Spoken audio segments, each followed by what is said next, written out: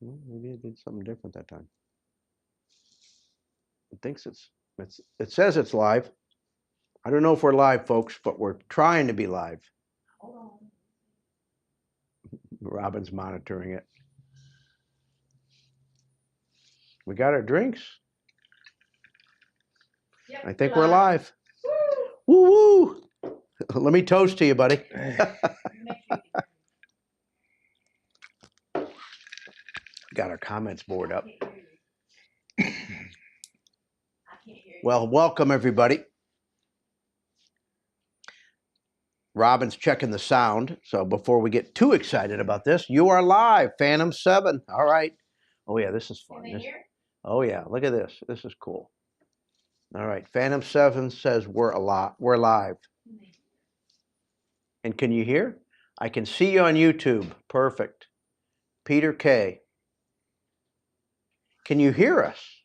Is the sound okay before we kick into this?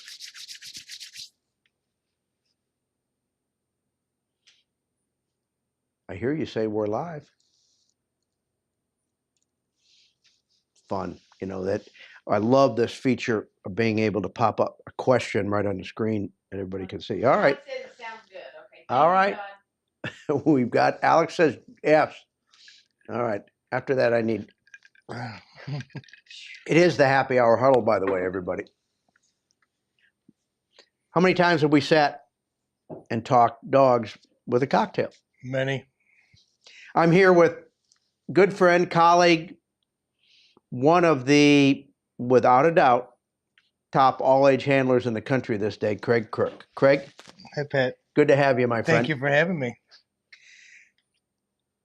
So, Craig, it was, I'm not sure how many years ago, but not that many years ago, where we had maybe a cocktail not much different than this, and you were running all-age dogs, and you just couldn't break into the first place in an open. And it was frustrating, like it has been for all of us. And you say, I just want to win one open.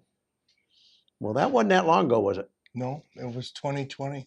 2020. Well, you remember. Mm-hmm. So here we are, 2025, 5 years later. And I know what you're thinking now. And we laughed about it a minute ago. And I said, well, I just want to win a national. Well, Just one. just one. Well, I said, well, no, SH, you know what the rest of that word is. Of course you want to win a national. Yep. But you're knocking on the door. Plan on keeping on knocking. You're working hard. That's great. Well, you've run 2 trials this spring. You got 2 open blues. Been lucky. So you made a great comment.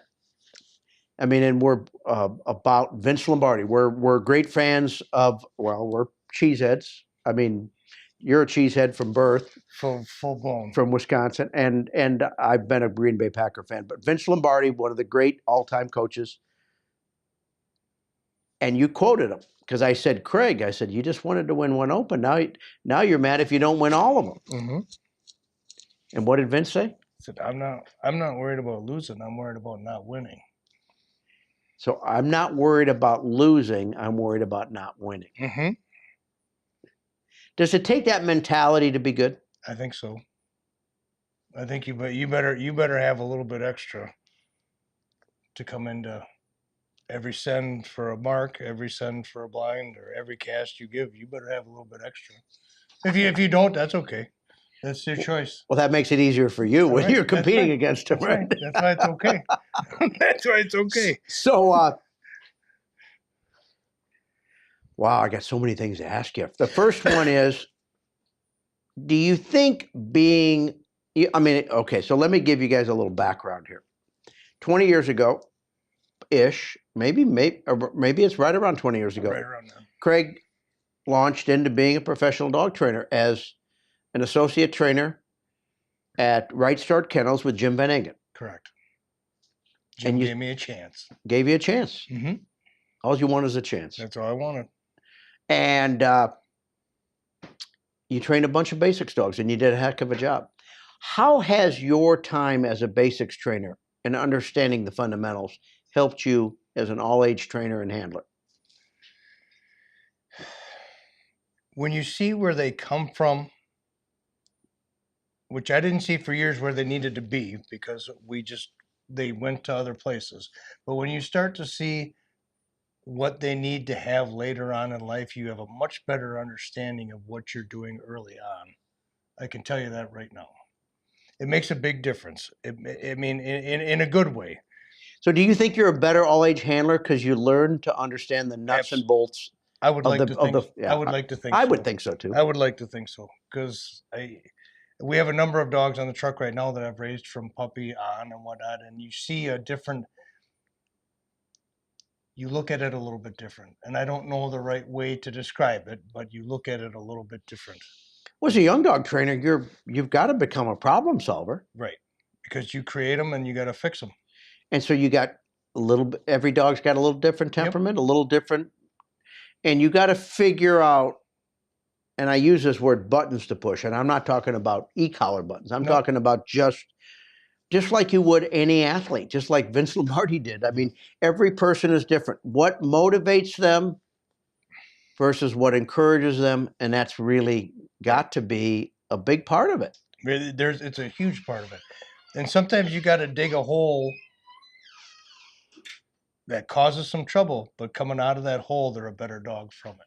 Well, dealing with adversity, and they have to, and that's what so many people really.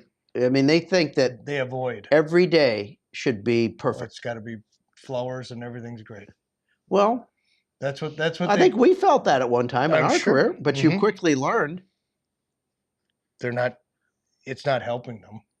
You know, when I started running nationals and seeing the dogs that I read about, it was such an aha moment for me because not that, I mean, they were amazing dogs, but I saw them look like my dogs. I saw them do stupid things. And you realize they all do that. They all do it.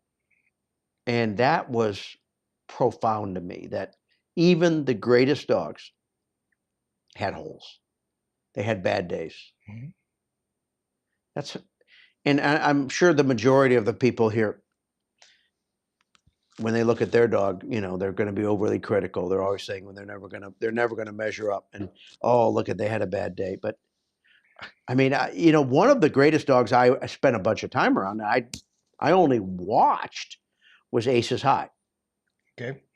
Jerry Potopia, Aces High, and this dog, top 5 retrievers in history, all time. Mm-hmm. I mean, and I'm talking. I mean, what are we? We're approaching 100 years now. And Willie was his name. Mm-hmm. And I look back on it, and I look at maybe 10 nationals that I trained with Willie, amateur and open nationals, so maybe 20 nationals that I watched him. And I said to myself many times, this is Aces High. This dog here is the dog that... But doesn't that bring it into perspective, though? That's what I'm saying. Yeah. I mean, I wasn't critical. Dishing this dog. No, I mean, you're not. What he did is what he did. He was amazing. And when I watched him on game day, he was amazing. But I watched him look fallible. Yep. Like, because they all are. They all are.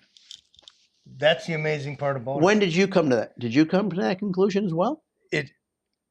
Yes, I did, because I've been fortunate enough to be at a few nationals in the last 3, 4, 5 years, whatever it may be, and I pay attention to all of it, or even pre-national. We had a pre-national one year.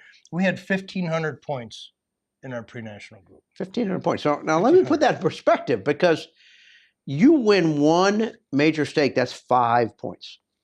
It takes 10 points to be a field champion. Between the dog that I mean, and making a field champion is really hard, or an amateur field champion, 15 points. Both very difficult. Yeah, I mean, it's a dream of every dog I look at, and I hope, boy, wouldn't that be great if he could get a title? Yeah. And you talk 1,500 points. Andy Curtis and I sat down and did all the points that were in our group. So I interrupted you. So what? Tell me about the pre-national that had 1,500 points. You would have thought some of them were as common as the dog that just got dropped off. But that doesn't mean they are. They do amazing things, but this particular bird they had a hard time with on that day and stuff. And that speaks volumes. I mean, I think we had, in our group, we had 9 finalists that year. 9 finalists. But we threw birds out there that they couldn't find. So if they judged you just on your pre-national, you probably wouldn't have had 9 finalists. Huh? Nope. No, You might not have had one. half of them wouldn't have been there. But that just, I mean, that's where you watch and you pay attention to every one of them, and they'll be like, yep, my dog can screw up that just like that dog can screw that one up.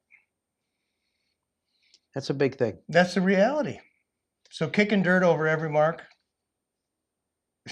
You know what? You can tell somebody that. I could have told you that. Oh, sure. And you would have gone, yeah. Yeah, very But much so. but until you watched it, until you saw it, and then you realized and you looked at their resume and you see what they did, that was probably one of the most significant things in my career, to watch great dogs look average. Regular. Mm-hmm.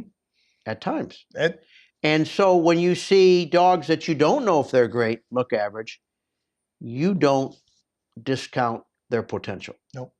You can't. You can't. And it's easy to say, you know, wow. And I see it every day, and I see it because I work with a number of people where they're running their first all-age dog, and they focus on what they didn't do. And that's now what they've done and what they can do. Because it's, you know, it's just like anything. I mean, you know, some of those mistakes, we're getting a lot of haze from I got a Jeff Earl from New Brunswick. I think that's NB. Good. We got Maryland piping in. So that's really cool stuff.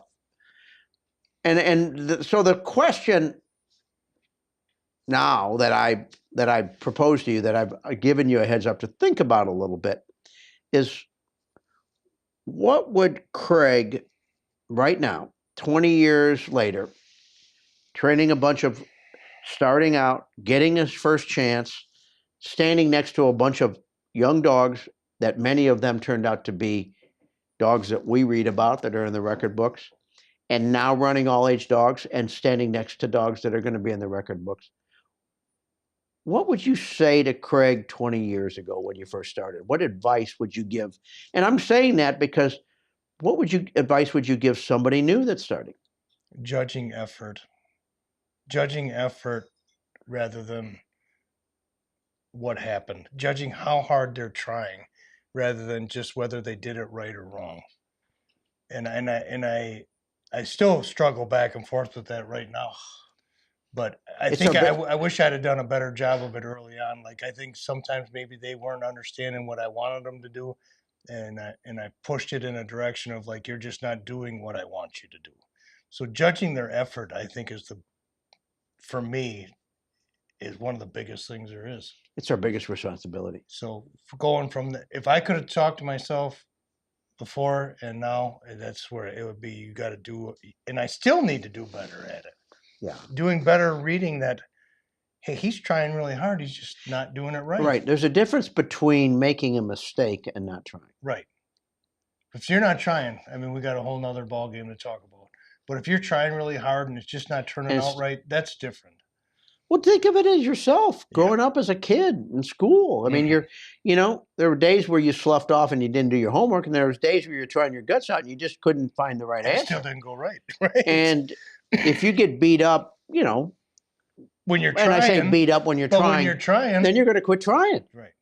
After a while, it's like, I just can't do nothing right. I can't do anything right. So why would I? And we've all felt that way at times in our lives. Absolutely.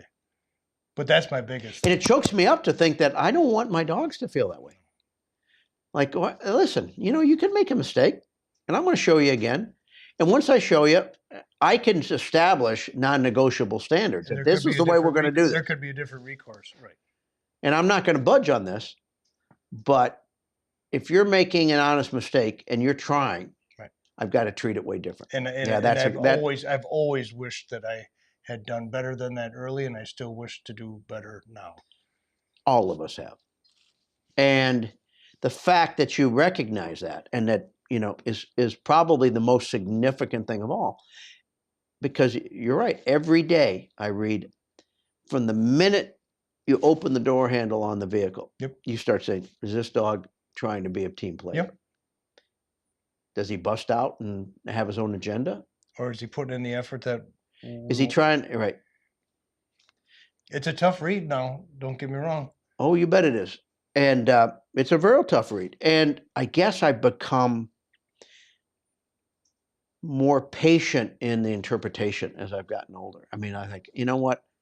If there is a lack of effort and that's a pattern of behavior, it's going to show itself again. Right, it will. And that's what my boss calls make book or whatever. Like I'm more eager to jump on it like at the moment. But like let's wait and see if this is where the direction we're going. Because if it's where their mind is, Mhm. it's going to have it's going to show up somewhere. It's going to else. reoccur. Correct. So if I jump on what I think is a lack of effort when it truly is an honest mistake, It's a big you've got deal. more to lose than gain. It's a big deal. It is. That's really a good thing. And I can't stress how important that is. Now, here's the art of dog training. Mhm. You're up online and a dog's trying, but he's not going to. And again, the word success in training is such a obscure word to me. It's not going to turn out well. Mhm. How do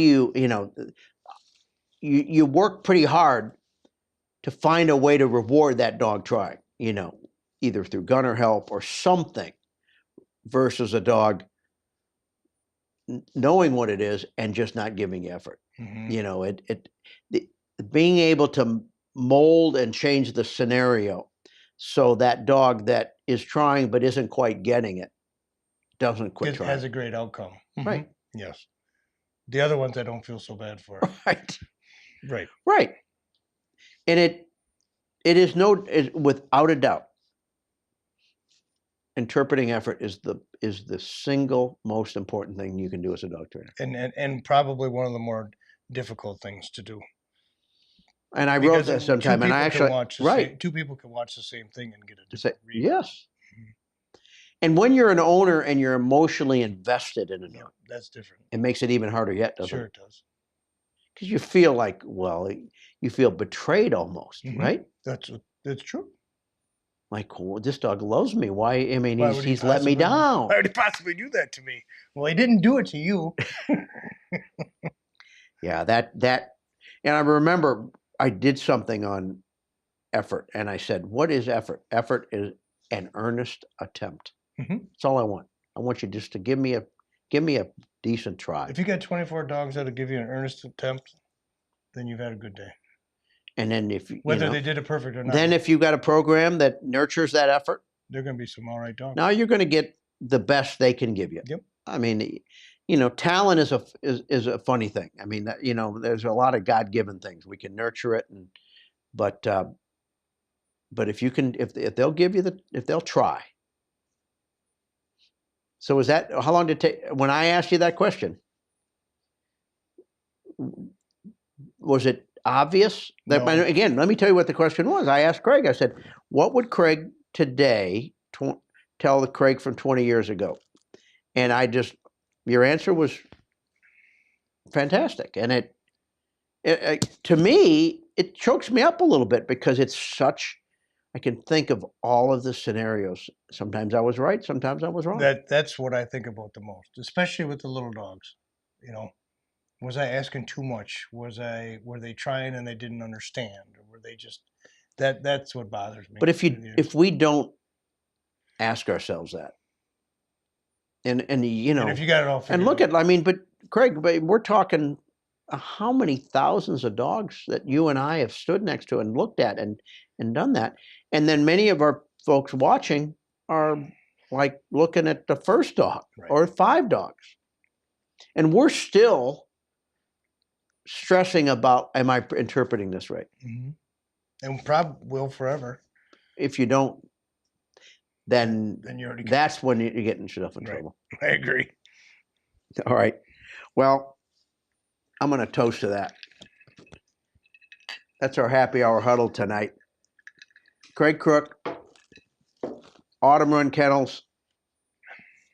I hope you win the national this year. But if you're not, win it down the road.